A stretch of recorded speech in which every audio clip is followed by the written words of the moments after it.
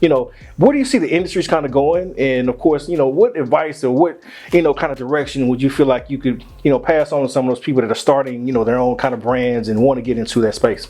Right. It's really interesting that you say that, because for me, I'm a buyer, right? Like, in the true sense, I buy all the apparel and the footwear and stuff that you see in the store. I'm the person who bought that. So I'm buying from a brand. And to speak to what you're saying is, you got a lot of people that are creating brands in Birmingham or just in the Southeast region or in the United States and the world.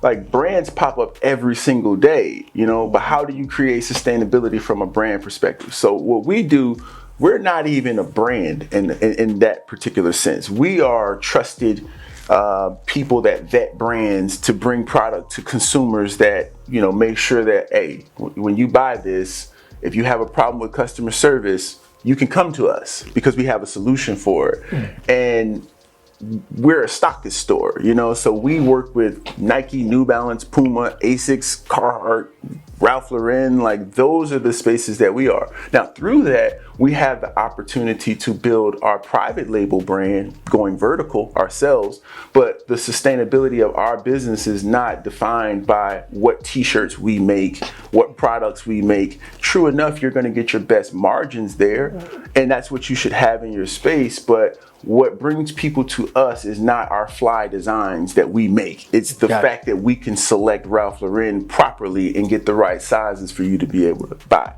So what I see happening, like, around, especially the Birmingham area, is all of these people are making, what they call private label brands, but there's no identity to it and there's nothing for people to attach themselves to. Right. And that's what's missing, and that defines sustainability. So if you're making a product, a brand, the biggest thing that you can do is get people to support you first.